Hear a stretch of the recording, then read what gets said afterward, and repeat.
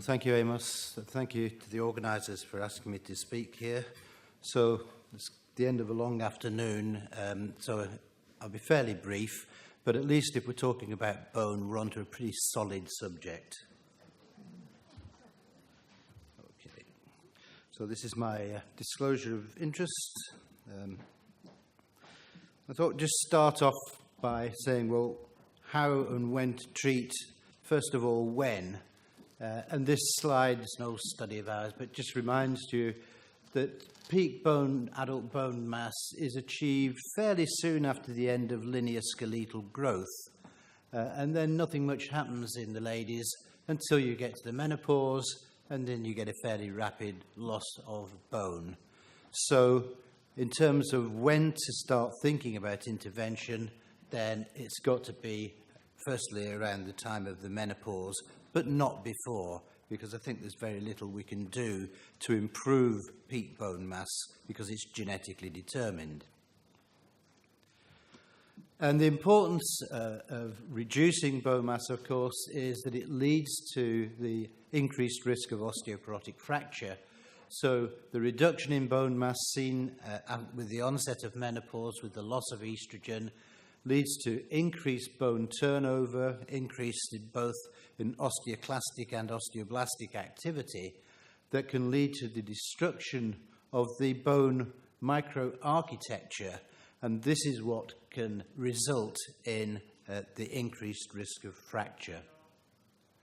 And if you look at the scanning electron micrographs, this is normal bone from the vertebra, and you can see this lovely honeycomb appearance. These thick plates of bone are all interconnected that give the mechanical strength and stability.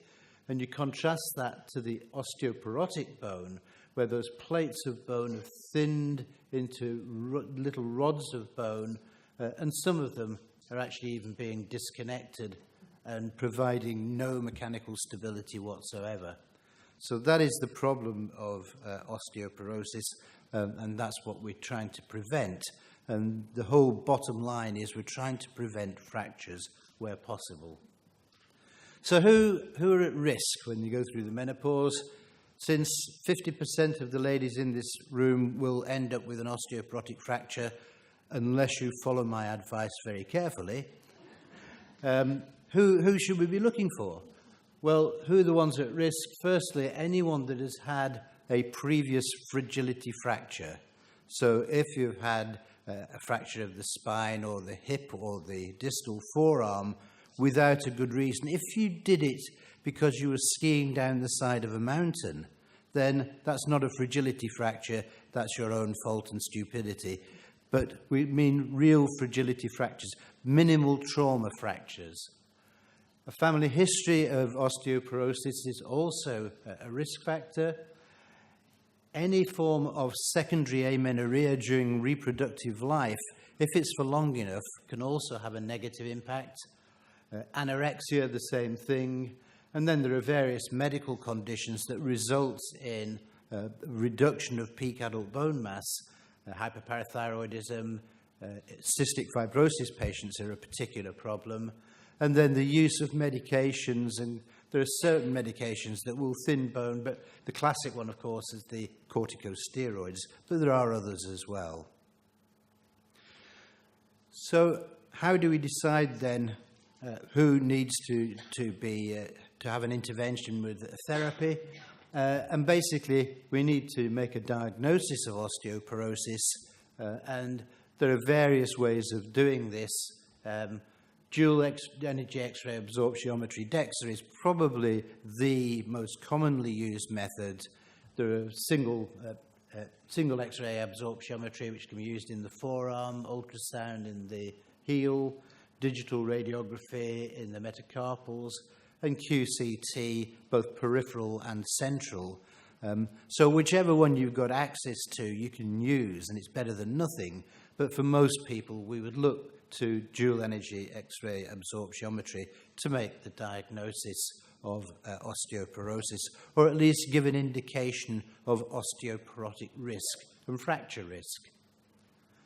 So the indications, therefore, for doing a DEXA measurement, would be for risk assessment. So for somebody having a premature menopause, premature ovarian insufficiency, then obviously that's an ideal candidate to check the bone density.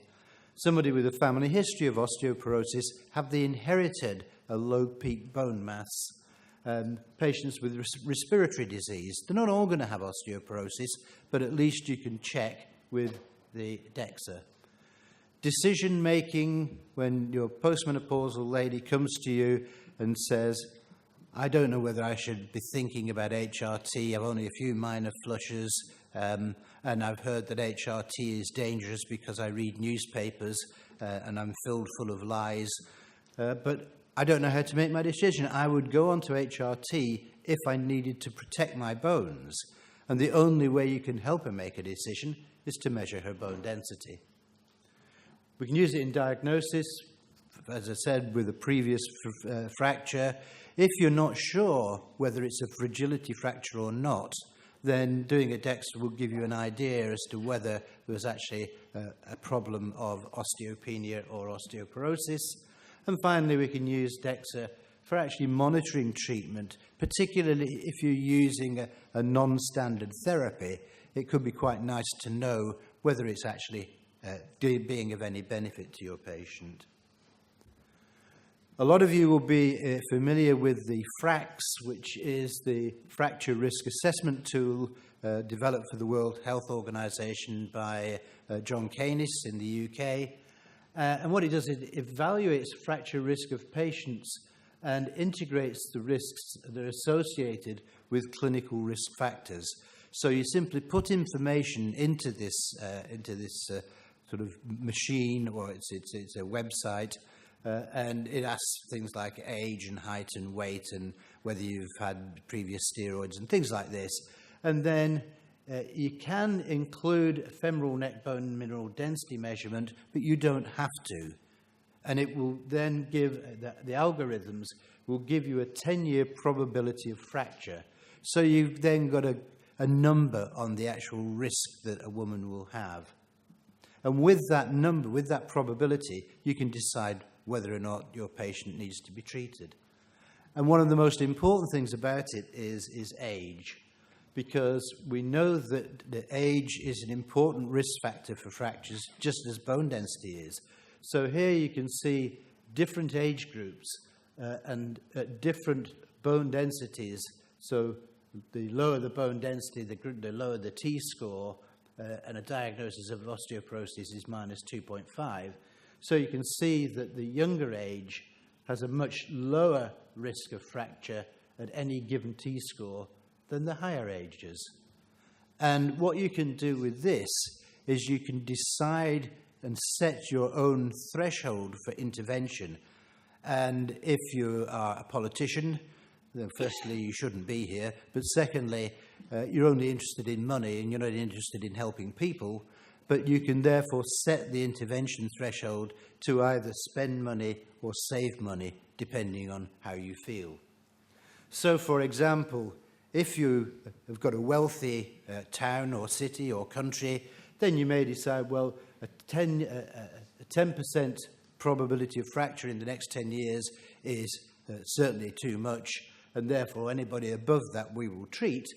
So when you do that, you still don't have to treat anybody at the age of 50, but you're treating people even with osteopenia because they've got an increased fracture risk.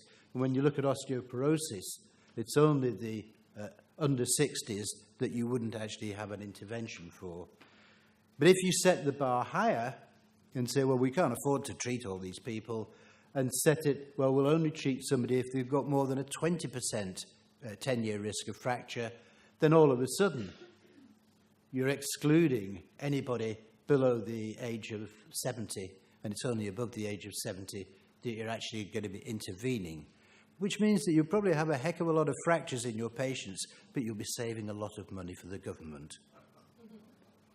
What we do in the United Kingdom is the NOG is the National Osteoporosis Guidelines Group, and they say, well, if you look at the FRAX prediction and you don't have a bone density measurement, then supposing that your fracture risk over 10 years is 15%, then it falls into this category here where they say you should do a measurement of bone density in these patients.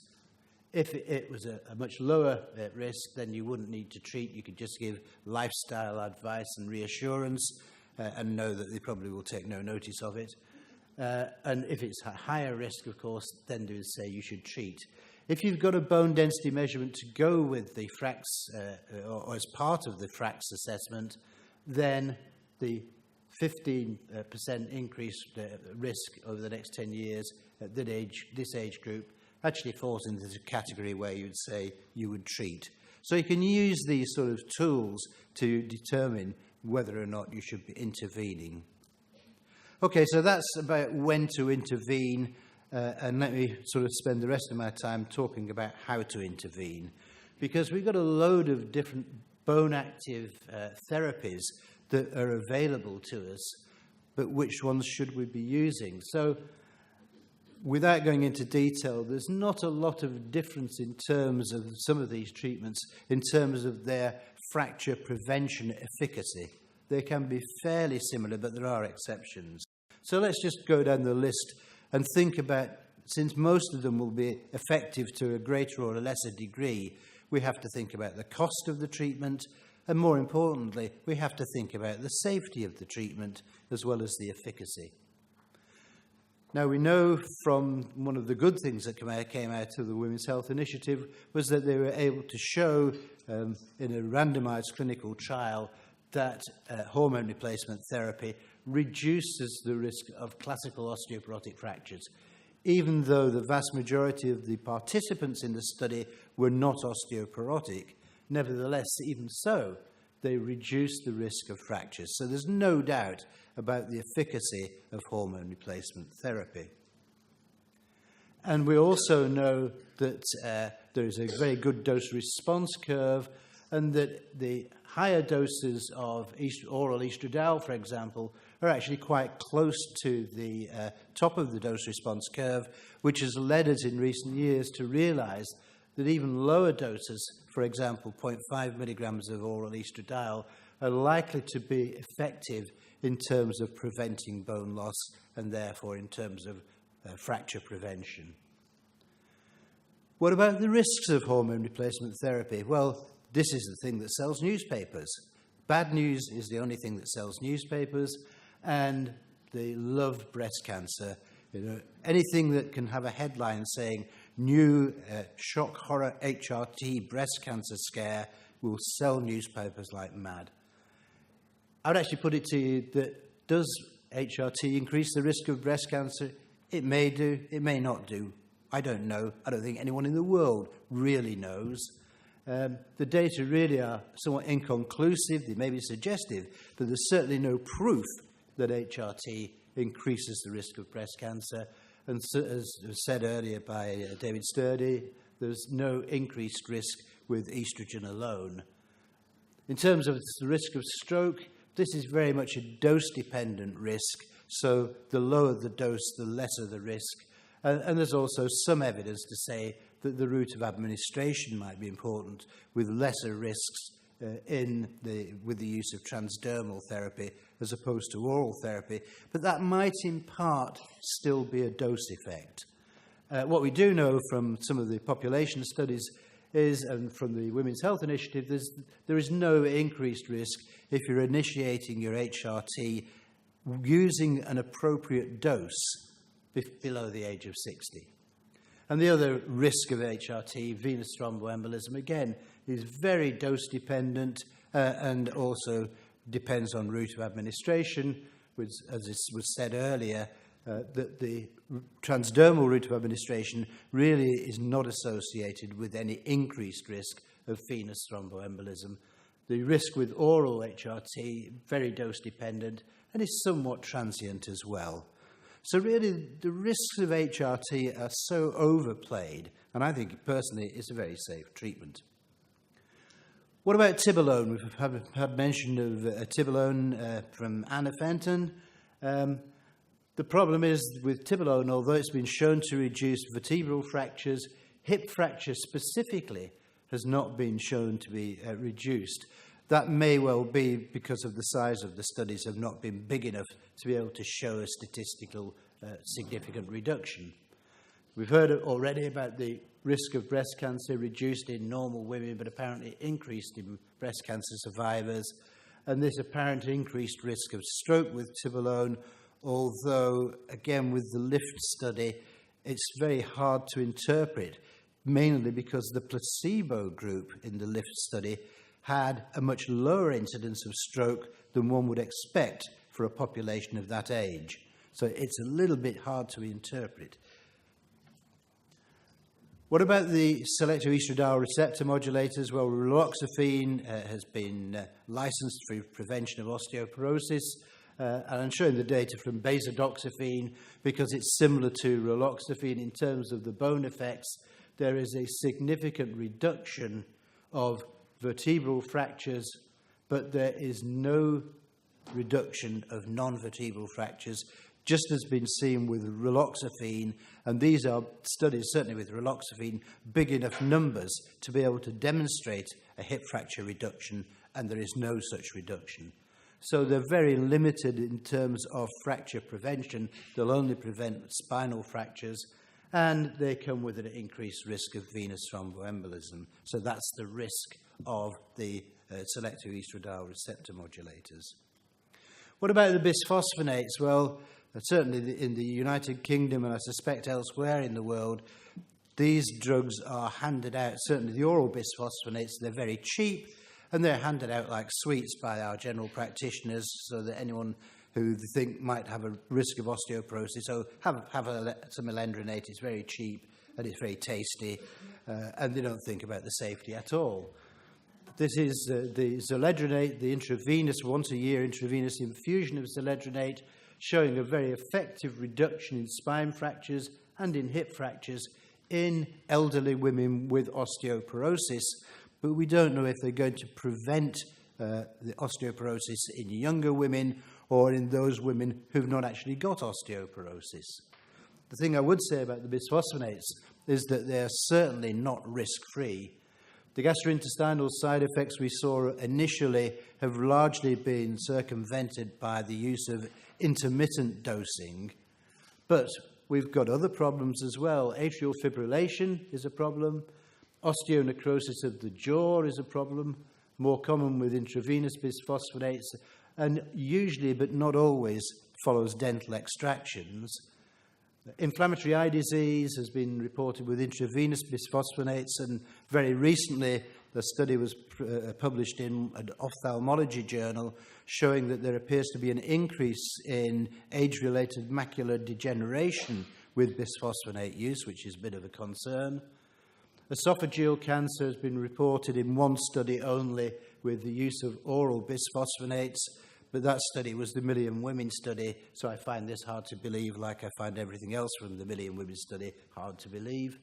And lastly, of course, femoral stress fractures are seen with long-term bisphosphonate use, and they're certainly real, but they're rare events, 1 in 5,000 per year, so that's a very rare event. But nevertheless, they are a risk.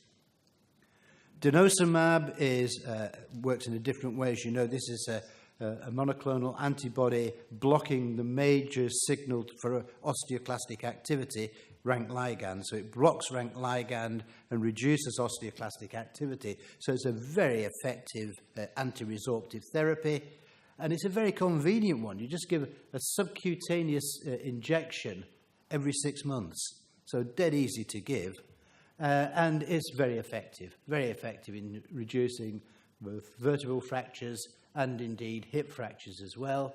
There are side effects, some increased muscular pain, increases in cholesterol have been reported. The main one is an increase in infections because rank ligand has an important role in the immune system. So you've got to be a little bit careful, for example, in patients who are on corticosteroids for respiratory diseases. Are you going to increase their infection rate? Bear that in mind. And you get the same problems, osteonecrosis of the jaw and femoral stress fragility fractures, that you'll see with any other very potent anti-resorptive therapy. The good news about the denosumab is that unlike bisphosphonates, it's not retained in the skeleton, and therefore it doesn't stay with you for years and years, if not forever. And that must be a good thing, because the concern about bisphosphonates, if they're in the skeleton for virtually forever, what will be the very long-term side effects that are yet to emerge? Parathyroid hormone, teriparatide, is effective. The main risk is bankruptcy, because certainly in the United Kingdom, none of us can afford to use it. £5,000 for an 18-month course of treatment. There is no hip fracture data as yet. There are certain hypersensitive reactions. Hypercalcemia is very transient. It is not a problem. Hypercortisolism has been reported, but I've never seen it. An possible increased risk in osteosarcoma, but that's only if you choose to treat rats that are prone to osteosarcoma. And for most of you doing menopause clinics, you won't get many of those in your clinic. Calcium and vitamin D, the adjunct therapy, whatever treatment you're giving for osteoporosis prevention, always give them a bit of calcium and vitamin D. It's only been shown to be effective on its own in elderly vitamin D deficient institutionalized people, and it's not without risk. Increased risk of renal calculi, and a very debated and a fairly hotly debated increased risk of cardiovascular disease, which some centres, particularly the group in New Zealand, have come out very strongly saying that this is a major risk of, certainly of calcium supplementation, possibly not so much of vitamin D. And other groups have very vigorously denied that this is the case. So we still have to keep an open mind. So in conclusion, what I hope I've shown you is when we should think about intervening and in which individuals to intervene. And when we're going to intervene, we've got a lot of choice. Various treatment options are available, but not all of them prevent hip fracture. So it's important to bear that in mind. Which fractures are you actually trying to prevent? All treatments have got unwanted effects, as Amos mentioned earlier. Every treatment has some unwanted effect. Even placebo can have an unwanted effect. A placebo tablet, you can choke on it. It could kill you. So every treatment has some sort of effect, but some we've yet to discover. And I just still have a personal concern about the use of bisphosphonates, particularly in younger people. I think we should really avoid it. It's okay to give an 80-year-old osteoporotic bisphosphonate therapy, but a 50-year-old with just a bit of a low bone density, I think that is really, you could be storing up future trouble for them. So I'm personally very hesitant about using them. There is no doubt that HRT has to remain the treatment of choice for prevention of osteoporosis and prevention of fractures in postmenopausal women. It's the number one, should be first-line therapy, despite what regulatory authorities have concluded from sort of misinterpretation of existing data. We've got many options for the treatment of osteoporosis, but HRT has got to be for the prevention of osteoporosis. And for all of these treatments, you balance the risks against the risks of the disease. So, if you're going to save fractures and save people from dying from hip fractures and whatnot, then what's the chances of dying from the osteoporosis compared with what's the chance of dying from the treatment that you're going to give? For hormone replacement therapy, it's absolutely no argument that the risks are completely outweighed by the benefits, and that's why I'd make my recommendation. Thank you very much.